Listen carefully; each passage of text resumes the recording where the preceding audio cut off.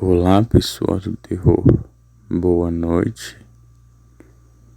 Estão preparados para o inexplicável? Então venham comigo para esse relato. Quando eu era criança, eu costumava viajar para o interior e passar temporadas na roça, onde minha saudosa avó vivia. Apesar da pobreza e dificuldades do lugar, que nem mesmo energia elétrica possuía, eu adorava por demais todo aquele aspecto bucólico e pastoril daquela cidadezinha. Adorava tudo, menos aquelas pavorosas histórias. Eu, como eles mesmos chamavam, causos de lobisomem. Imaginem o que é ouvir histórias como essas em um lugar, apesar de pacato e hospitaleiro, também ermo ou um tanto isolado, como aquele. E quando essas histórias eram contadas por meu tio Tinda, um esmo contador de causos como aquele, chapéu de palha, fumo de rolo e aquele um tanto desagradáveis, porém normais para eles, cuspidas para o lado que dava naquele terreiro. O terror era ainda maior. Só viviam ele e minha avó naquela casinha de pau a pique. Ele me deixava borrado de medo, com a convicção com que narrava aqueles causos. Parecia mesmo verdadeiro. E no fundo, ao notar uma certa expressão de sacramento, tanto nele quanto na minha avózinha, enquanto me viam tremer, eu também sabia que ele não acreditava muito no que contava. E sua descrença ou coragem eram tamanhas que toda noite de sexta-feira, fosse a mesma de lua ou não, o mesmo pegava sua vara de pescar, sua cachaçinha e rumava para o ribeirão, onde algumas vezes ali passava a noite, ou pescando, ou na carraspana mesmo.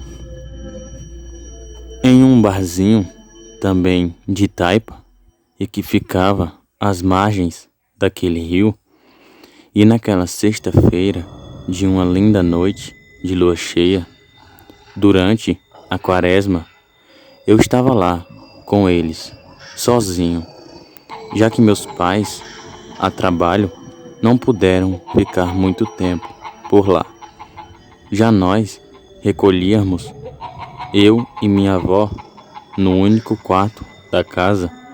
Meu tio, adivinha, foi pescar mais uma vez, e minha avó, sabendo que ele podia voltar altas horas da noite ou da madrugada, muito doidão, deixava a porta encostada e a comida pronta no fogão de lenha, caso ele tenha fome. E depois de rezar e pedir a bênção, a minha avó, naquele esteira ao lado de sua cama, eu rolava para um lado, rolava para o outro, mas nada de relaxar, já que me lembrava daqueles terríveis causos de meu tio, e de que também ele dizia que era, naquela época, a aparição do famigerado licantropo. Minha avó, vendo o meu pavor, tentava me confortar, dizendo que tinha muita fé em sua santinha e que aquelas histórias do meu tio, na maioria, era invenção do povo Ouvindo tudo isso, até relaxei um pouco, porém, perto do que podia ser umas 3 da madrugada, barulhos de panelas caindo na cozinha e de um certo alvoroço da cachorrada, que parecia assustada com alguma coisa. Logo me despertaram. Imaginei que fosse meu tio, muito bêbado, chegando e tropeçando nas coisas. Mas quando olho para minha avó, sentada em sua cama, a mesma parecia em transe em suas orações e com aquele terço na mão. Aquilo me assustou, e enquanto isso, mais coisas caíam na cozinha, de onde eu também ouvia uns estranhos grunhidos, e também pude avistar um imenso vulto preto se movendo. Aquilo era bem maior que meu tio, que era quase mais baixo que eu.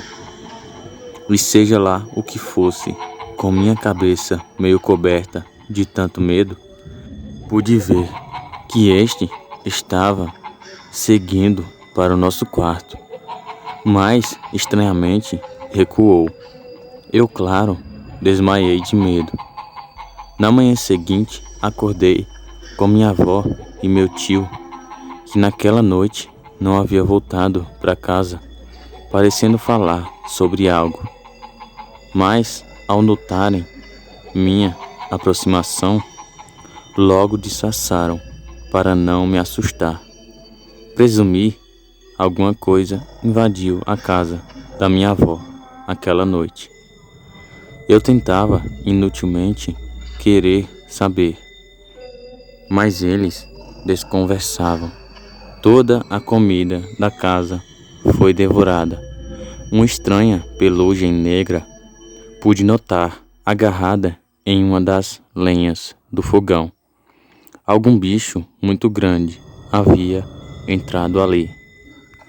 Eles disseram que foi um porco do mato, mas aquelas pegadas estranhas naquele chão de terra que a cozinha possuía apontavam para algo bem maior e desconhecido. Depois daquele dia, coincidentemente, meu tio aceitou a proposta de um fazendeiro vizinho para se tornar um agregado do mesmo e se mudar para lá junto com minha avó.